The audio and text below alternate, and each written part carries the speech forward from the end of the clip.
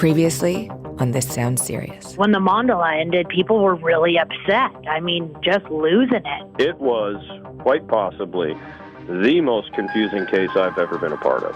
Oh, we'd play pranks all the time. That's what you do as twins. Oh, Chuck was a rare talent. I mean, everyone liked him, you know? He needed a platform where he could shine by himself. Chuck's gonna be a weatherman?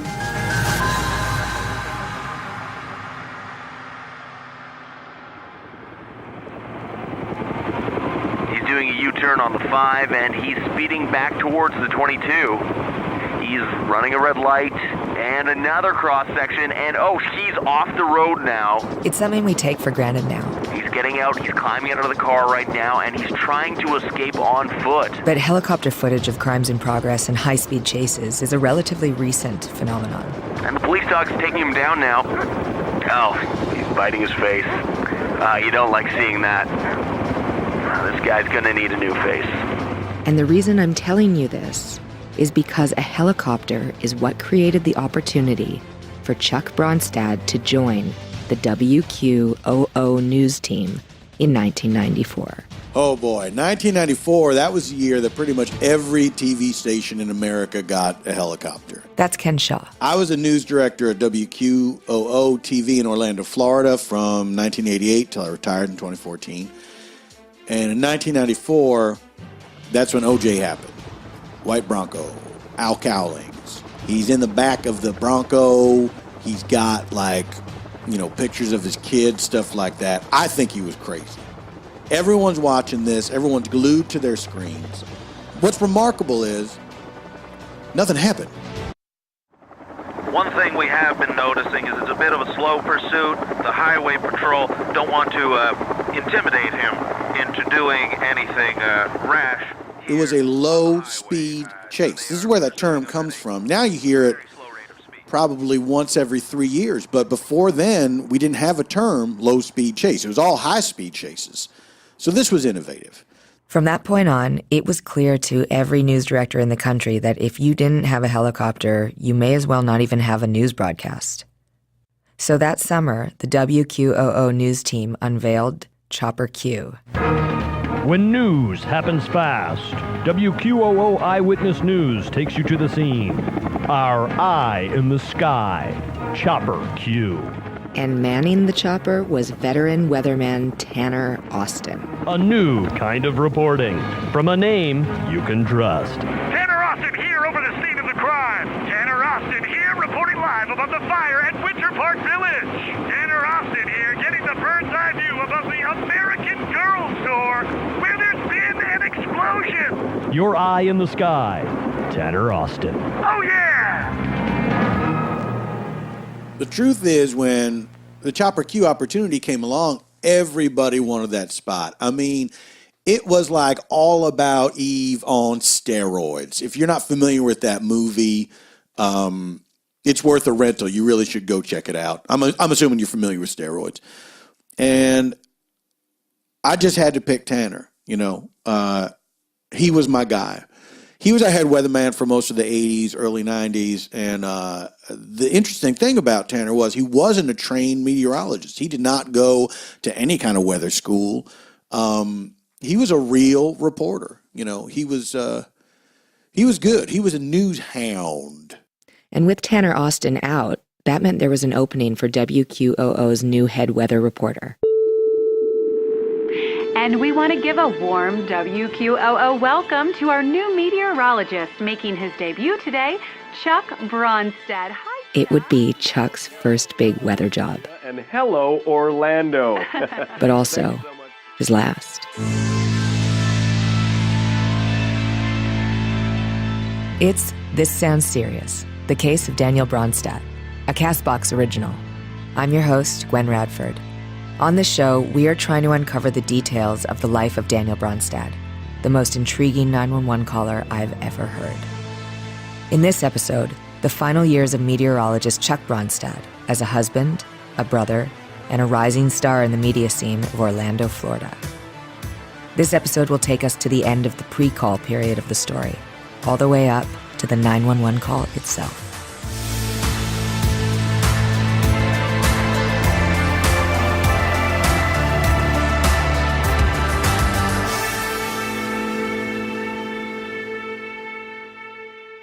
When Chuck Bronsted started out as WQOO's chief meteorologist, maybe he knew that he'd soon be one of the biggest celebrities in Orlando. But he couldn't have imagined that within a few years he'd be divorced and living with his estranged twin Daniel. Or that a few years after that, he'd be murdered, drowned in his own waterbed. All he knew was that his career was taking off, and quick. Weather. Okay, Chuck, what is that you are doing over there? Okay, well, thank you so much, Amelia. It's called the Macarena. And I don't know if you know what this is, but I'm gonna try to do two things at once here. It might come back to haunt me. But you put your hands over here near Daytona and Gainesville, where it's 82 and 80 degrees today. And then your hands on your shoulders up near Jacksonville, where it's 74 and cloudy, but that's gonna burn off this afternoon.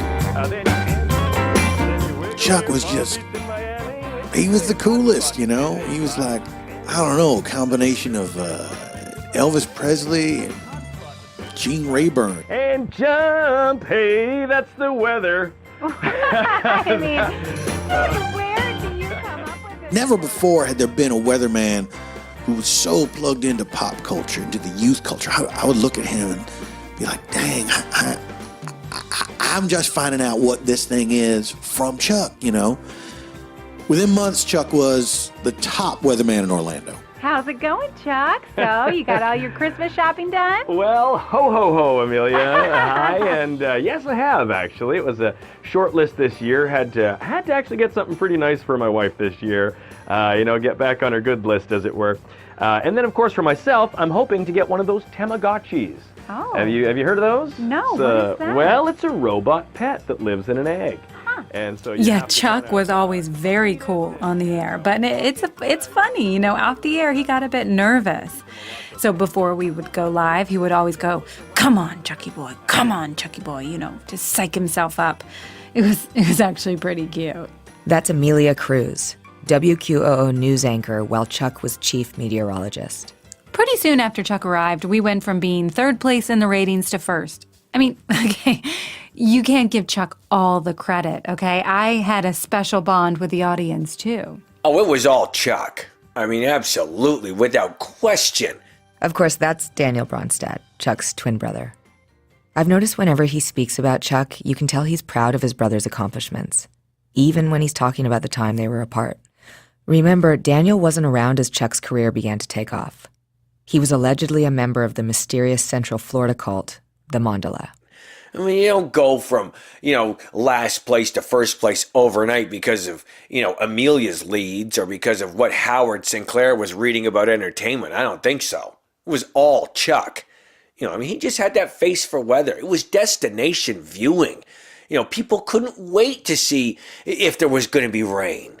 And if there was, well, now, how was Chuck going to play that? Would it be hail in the north? And if so, was Chuck going to tease us with it? Or was he just going to slap out that there'd be golf ball size hail coming down our cars? Or was that whole dance? Chuck was very, very good at that. And he took it very seriously. Well, thank you very much, Amelia. I'm here at the Central Florida Fairgrounds, where we're expecting just a beautiful night for something called Lilith Fair. Now, as you can see, I've got my Birkenstocks on, and my nose pierce is healing nicely. And I can assure you, ladies, that I didn't shave my armpits either. Ken Shaw has a different explanation for Chuck's success. We think of a news broadcast as a sandwich, okay? So the anchors are the bread. Got to have bread or it's not a sandwich. Stories are the meat of the sandwich. Sports, I'm going to say they're tomatoes. Weather is supposed to be the lettuce. Women like it, but nobody else does. It's not too exciting. It's crunchy. But suddenly, the lettuce is the reason for our news sandwich becoming popular? It doesn't make sense. The difference was our lettuce was young and cool and handsome. It was like if you found out a sandwich had Christian Slater lettuce. You'd want to watch that sandwich every night at 6 o'clock. Does that make sense? Downtown. Hey, Chuck. Well, hello, Amelia, or should I say... Now, you're probably wondering at home, well, now, Chuck, why do you have a garbage can? Well, that's because I'm here in front of the Orpheum Theater to talk to a couple of handsome fellas who are here doing a touring show of a new musical called Stomp. Now, it comes to us from Australia, but I know what you're thinking, Amelia. Don't worry, it's good. So, fellas, While Chuck was riding high on the air, his personal life was another story. Chuck's wife, Karen, was working as a nurse in the emergency room of the Orlando Regional Medical Center. We both worked long hours. I was happy for him. I really was. But, the good day for me was when I could help a dad survive a car wreck so he could live to see his kids grow up. A good day for Chuck was when he could predict a week without rain. Karen says the more frustrated she grew with the situation, the more distant Chuck became. He was so wrapped up in his success that he couldn't see, or he didn't care, that he and Karen were growing apart. People assume it's a dream come true being married to a weatherman. You're with someone who's handsome and charming, and you always know if you should leave the house with a jacket. But the reality is that every disgraceful woman in town wants to stick it to your husband. She says she never found any hard evidence of him doing anything wrong. But he would often go for drinks with his coworkers after the 11 o'clock news. Oh, and there were always women hanging around. I mean, Florida is famous for two kinds of women. Old retired ladies and young beach babes. Guess which kind hangs out at the bars at midnight? Both. A number of Orlando broadcasters have told me about this phenomenon. Female admirers would descend on the bars that surrounded every TV station right as the 11 o'clock news was ending. They called them news groupies. Yes, news groupies are a thing, especially weather groupies. That's Jackson Gage, retired meteorologist from WROP. Well, in fact, we called them sun bunnies. There always seemed to be more of them out on sunny days. Sometimes we would even embellish the forecast to get a little bit more sun on the board. The more sun you could put up on the map, the more women would want to buy you a drink. In many ways, the drier it was, the wetter it was, if you know what I mean. Chuck and Karen separated in 2000. Remember, early on in their marriage, Karen had unknowingly shared some romantic moments with Chuck's twin brother Daniel. And these incidents proved more difficult to overcome than the couple anticipated.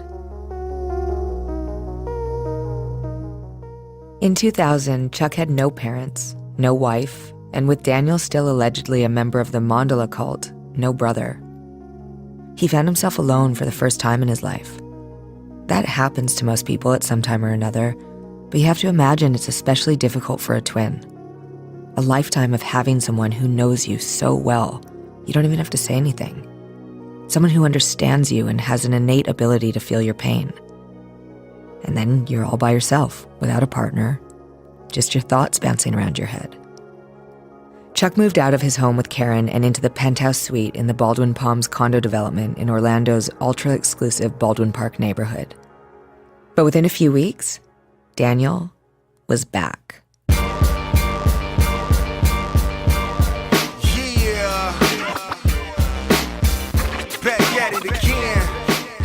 Chuck and I hadn't spoken in about 5 years. And something inside me, call it a twin instinct, told me I just got to reach out and find Chuck. And I found myself knocking on what was an 11-foot door of a condominium. And I'll tell you what, when he opened that giant door, I knew instantly, the brothers were back together. And you should have seen this pad. I mean, Chuck's bachelor pad was off the his hook. Floor to ceiling windows over here. Have you ever seen this? A carpet roof. Isn't that cool? It really was. You have to remember, this was the time of MTV Cribs. So you knew Chuck sort of had to step up his game, and he did. Grecian columns, leather sofas everywhere. The kitchen had 4 islands. And one of them was actually surrounded by water. A literal island. I mean, look at this. Every single room has a microwave oven. And one of the things that sort of stood out to me was that in the master bathroom, there were 2 toilets facing each other. And although Chuck never said it, I knew that in Chuck's mind, if he ever found the right Mrs. Bronsted, not Karen, that nothing would make Chuck happier than to be sitting on his toilet while she sat across from him on her toilet, knees touching, just going over the day's news and what they'd each been up to while they took care of their business. They actually call that a Dutch toilet. It's a European way of bathrooming. Young and fresh, bringing back real rap. The way Daniel puts it, they were having the time of their lives. We were living the high life, but pulling in chicks, and we were famous. People would call us the Weather Twins. No, nobody called them that. Who told you that? No, only one of them was a weatherman. But I have to wonder, was Chuck happy? Sure, in all the news footage, he's got his unforgettable smile. But I wonder if it was just painted on to hide some other pain. Doesn't it seem really sudden to go from being completely estranged from his twin brother for 5 years to sharing a condo with him? And everybody describes Chuck's tremendous work ethic, studying the weather at all hours, spending prolonged shifts at the station. But what was Daniel doing all day? But, at some point I realized, well, Chuck's doing all the labor, and here I am just kind of sitting a bug on a log waiting for the next piece of tail to land on my lap. And I decided, I got to do something. So my background, of course, was managing music. So I said, well, maybe Chuck needs a manager. And that's when it happened. I started managing Chuck. And because a weatherman is not a legitimate journalist, they can do endorsements. The sales staff at Central Florida Toyota made buying my Toyota Tacoma a breeze. And I think I know a thing or two about breezes because I'm a weatherman. Papa Brio's pizza is so good, it's like a storm of flavor inside your mouth. And I should know, I'm a weatherman. Don't let IBS rain on your parade. Visit the Greater Orlando Intestinal Clinic. And I should know, because I'm a weatherman. Chuck went from not being famous to being super famous overnight. And then he didn't really know how to cash in. So that's kind of where I stepped up my game. Daniel immediately took on several roles in his brother's life. I was his personal assistant, professional manager, business manager, commercial agent. In some manner of speaking, I guess I was kind of pulling the strings. In these new roles, Daniel had access to Chuck's finances, including things like bank accounts and insurance plans. That's what a business manager does. But plus, I was his twin, so I could walk into the bank, use his ID, and we always used the same PIN number, 3826. Evan. No big deal. Daniel says he never improperly handled Chuck's money. But with Chuck's newfound fame, Daniel was cashing in his own familiar way. No. Wait a minute. I didn't need his cash. I was getting plenty of free stuff just because I looked like him. Free karate lessons, hot air balloon rides, free trips on cruise boats. It was endless. Despite Chuck's success and the fact that Daniel was invited to be a part of it, Daniel couldn't resist getting up to his old pranks. The twin mischief that began in grade school with the boys swapping identities reemerged once again. Yeah, I kind of remember now. It was a ribbon-cutting ceremony for a local grocery store opening. I had booked Chuck to do that. I guess at the same time he was meant to be on air doing a weather report. I don't remember how it happened, but needless to say, I told Chuck, do the ribbon-cutting ceremony, and I'll go do the weather report. Over now to Chuck Bronsted with the weather. How's it looking out there, Chuck? Well, thank you so much, Amelia, and it looks as though you may have had your eyebrows tweezed. They look great. Thank you. So thank you. The weather is, it is all around us right now. Certainly in St. Petersburg it is, because it's a windy SOB in St. Pete's today. It was easy. You know, I don't even know the first thing about a barometer or what even that means. Sunny will be Tampa Bay today and tomorrow with rain in Titsville. Titusville. Yes, Titusville, excuse me. And the other thing I have to tell you is, at the end of the day, Floridians only care about one thing. Is it dune buggy weather or is it not? So Clearwater, look out tomorrow. It's going to be kind of an eggy, it's eggy.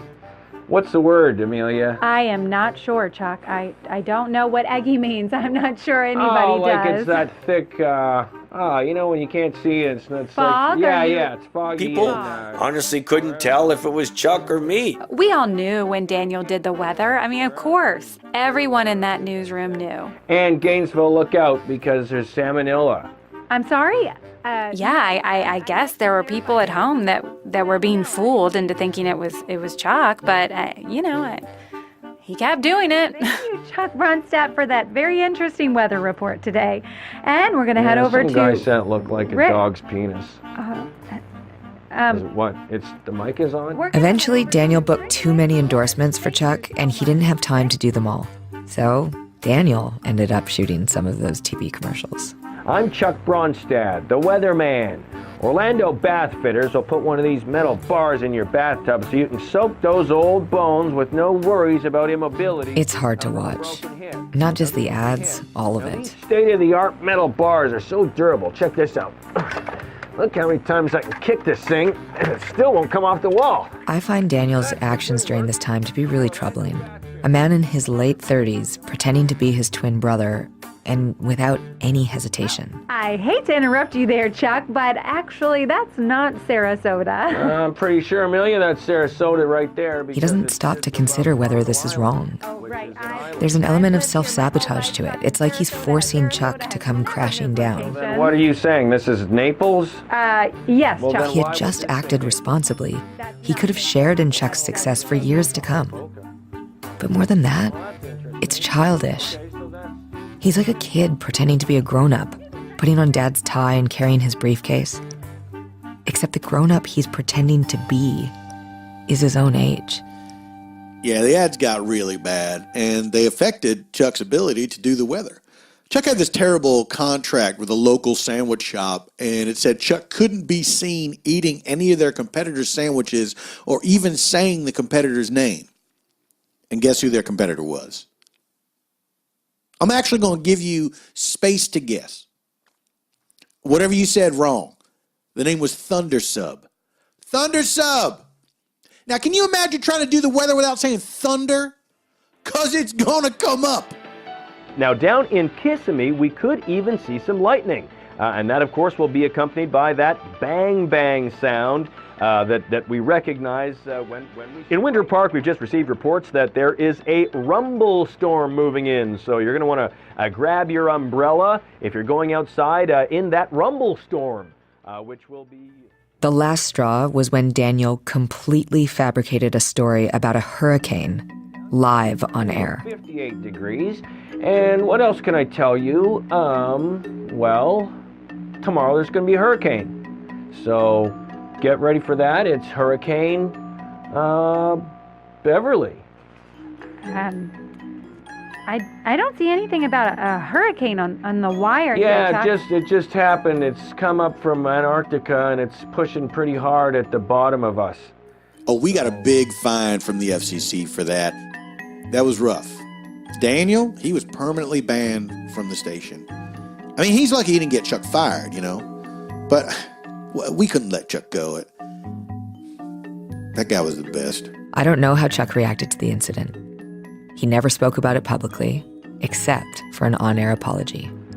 Again, folks, I really am sorry about that whole hurricane snafu yesterday. I honestly don't know what got into me, but I do know what will be getting into me tonight, and that's Jack Johnson. And I hope he gets into you too, because of course I will be going... Whatever Chuck's true feelings on the matter, they weren't enough for him to kick his brother out. And I can't figure out why. Did he feel sorry for his brother? Or did they share a deep kind of loyalty that us non-twins just can't understand? Maybe he was afraid of being all alone again. Or was there something else? Maybe Daniel knew something about Chuck that Chuck was afraid would ruin his career. Whatever it was, they remained roommates and business partners, even though something much more damaging was looming on the horizon. Daniel was about to blow his brother's big break.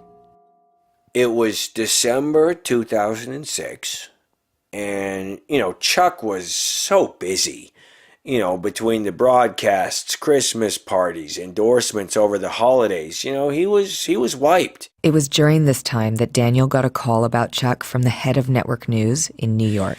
Well, we had gotten a call from Wake Up America, and they pretty much told me that Chuck was their guy to be their national weatherman. And it was all about some screen test audition thing that was more or less a formality, but it meant Chuck had to go to New York to audition. So I knew how exhausted Chuck was. I thought I'd make his life a little bit easier, and I would go to New York and do the screen test for him. So wait, sorry, Daniel. So after all this stuff with the hurricane and the commercials, you did this without Chuck knowing, and you didn't think he'd be mad about it? Of course it wasn't going to be. No, I was not going to be mad. I was going to go up there, bang it out in New York, shake a few hands, and come back and say, guess what, Chuck? Great news. You got the gig, and, and be very happy about that. But you didn't get the gig. No. Chuck Bronsted, screen test, Wake Up America, take one. You've actually probably seen video of the audition before. It became a bit of a viral sensation. Okay, Chuck, if you could just take us through a national report, that would be great. Do you want me to do this now? Yes. Okay, so, and this, in front of the, this is the map? Yes. Wow. You know what? I actually thought it went pretty well. It did not go well. The audition was a complete disaster. Daniel was disoriented by the map of the entire country. See, this is backwards. I would be on the other side. There's Florida, and it's... He stumbles and stammers. For the remainder of the day, it'll be partly cloudy. Partly cloudy. He keeps dropping his wand because his hands are so sweaty. Now, let me just try to... Oh, God damn it, this pointer's slippery. Whoever the last fatso was with this thing really sweated it up. He hyperventilates at one point. Just a little out of breath. I'm a little out of breath from saying Wisconsin. I'm not even sure what he's doing here. Montana, sunshine. North Dakota, showers. Minnesota, partly cloudy. Illinois, hail. Now let's move back and do the next row of states. Although the audition was held in secret, word spread immediately that Chuck blew his chance with the network. I'm not kidding you. I'm sweating like a motherfucker. Okay, thanks so much. Chuck could have had a very comfortable career in Orlando forever, but everybody knew he was destined for bigger things. He was a shoo-in for this Wake Up America job. It was his. And boy, when he didn't get it, it was a real blow. Not only to him, but to us. I mean, we were very sad for him. Really, he just wasn't the same after that. This is the fourth day of rain in Orlando, and man, sometimes you just feel like the weather's the same as your mood inside, It gets in your head, and I think it's probably the gray, and it's not going to break up today.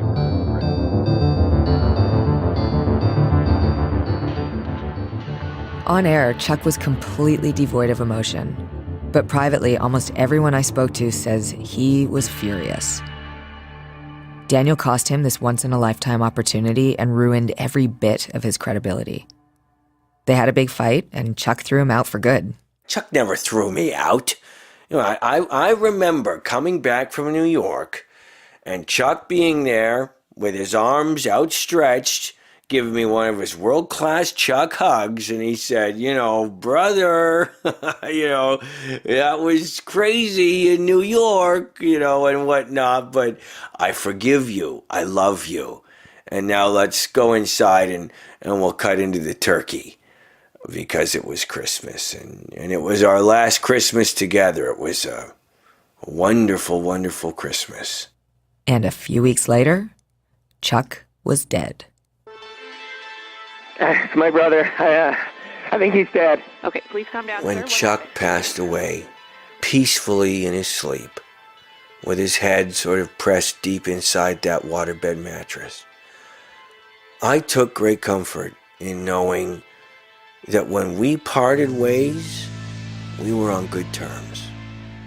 And I can tell that you want me to say that there was friction between Chuck and I, but there wasn't. For us, it was no friction. It was more lube-like. You know, we were lubed with each other. And sorry if that ruins your podcast, that I'm not telling you I killed Chuck, because that's just not what happened. But I might know who did. Because over the last few years, I've come up with some pretty compelling theories. And maybe, Gwen, if you're nice enough, I might share them with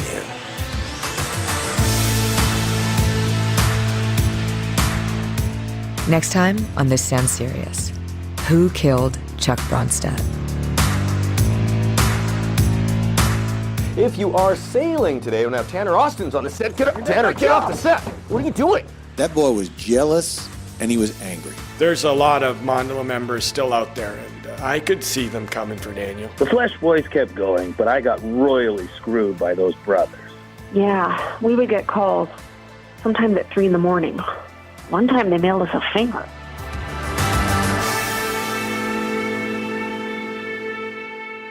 This Sounds Serious is a CastBox original. CastBox is the fastest growing, highest rated podcast app on both iOS and Android, where you can find all your favorite podcasts. You can listen to This Sounds Serious wherever you get your podcasts, but we hope you'll give CastBox a shot. We think it's the best.